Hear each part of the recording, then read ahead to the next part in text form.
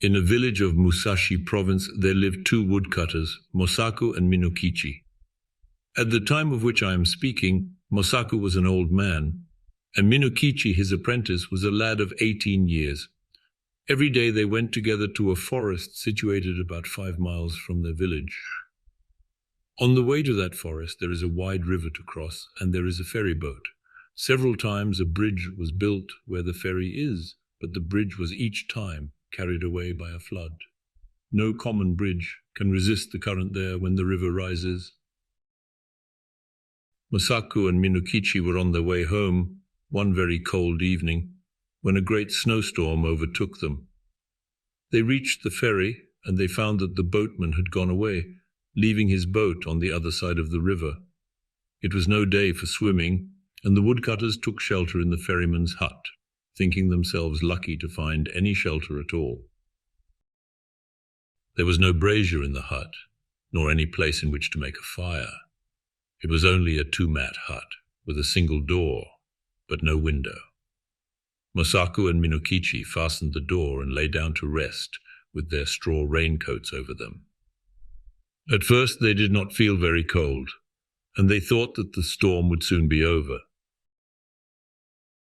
The old man almost immediately fell asleep, but the boy, Minokichi, lay awake a long time, listening to the awful wind and the continual slashing of the snow against the door.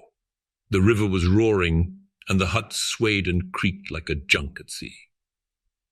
It was a terrible storm, and the air was every moment becoming colder, and Minokichi shivered under his raincoat. But at last, in spite of the cold, he too fell asleep. He was awakened by a showering of snow in his face. The door of the hut had been forced open, and by the snowlight he saw a woman in the room, a woman all in white. She was bending above Mosaku and blowing her breath upon him, and her breath was like a bright white smoke. Almost in the same moment she turned to Minokichi and stooped over him. He tried to cry out, but found that he could not utter any sound. The white woman bent down over him lower and lower until her face almost touched him, and he saw that she was very beautiful, though her eyes made him afraid.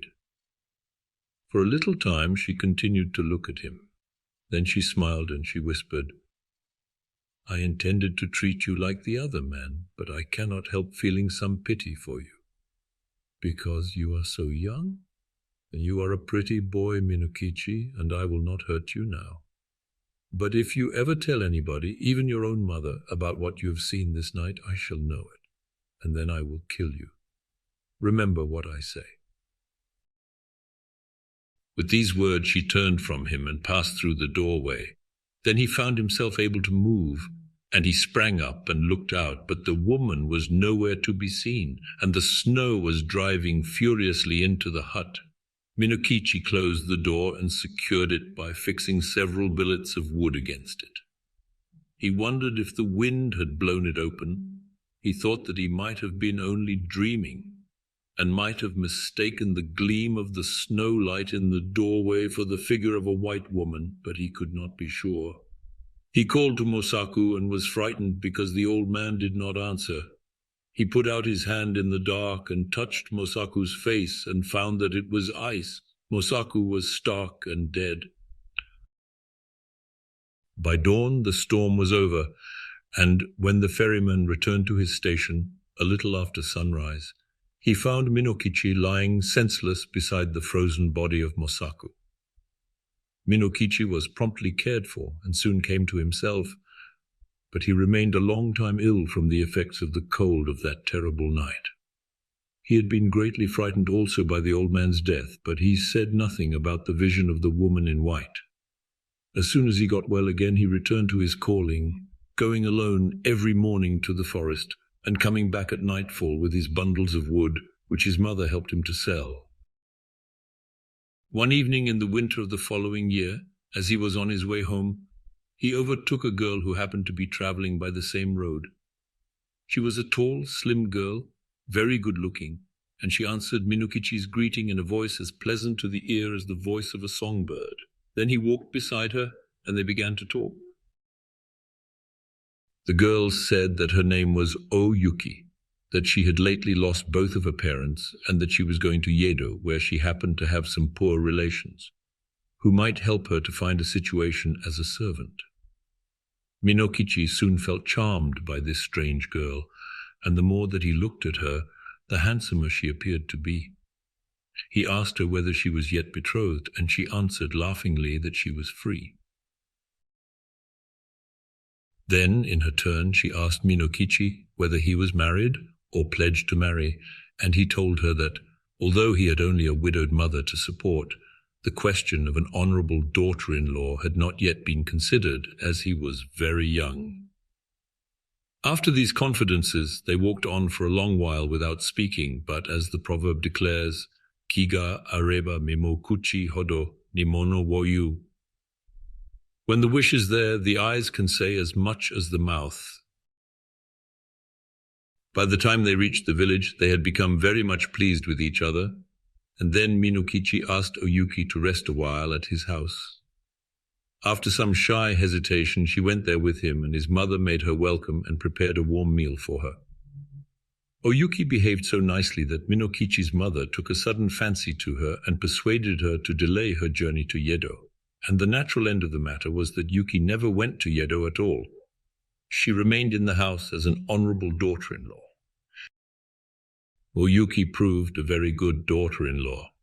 When Minokichi's mother came to die some 5 years later, her last words were words of affection and praise for the wife of her son. And Oyuki bore Minokichi 10 children, boys and girls, handsome children all of them, and very fair of skin. The country folk thought Oyuki a wonderful person, by nature different from themselves. Most of the peasant women age early, but Oyuki, even after having become the mother of 10 children, looked as young and fresh as on the day when she had first come to the village. One night after the children had gone to sleep, Oyuki was sewing by the light of a paper lamp, and Minokichi, watching her, said, "To see you sewing there with the light on your face makes me think of a strange thing that happened when I was a lad of 18.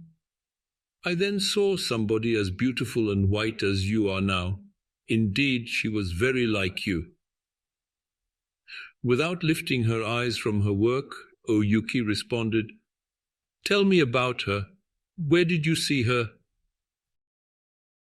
Then Minokichi told her about the terrible night in the ferryman's hut, and about the white woman that had stooped above him, smiling and whispering, and about the silent death of old Mosaku.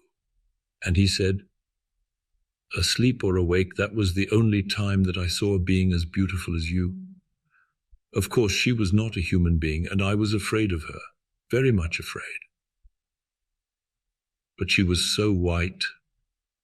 Indeed, I have never been sure whether it was a dream that I saw or the woman of the snow." Oyuki flung down her sewing and arose and bowed above Minokichi where he sat, and shrieked into his face, "It was I, Yuki it was, and I told you then that I would kill you if you ever said one word about it. But for those children asleep there, I would kill you this moment. And now you had better take very, very good care of them, for if ever they have reason to complain of you, I will treat you as you deserve." Even as she screamed, her voice became thin like a crying of wind. Then she melted into a bright white mist that spired to the roof beams and shuddered away through the smoke hold. Never again was she seen.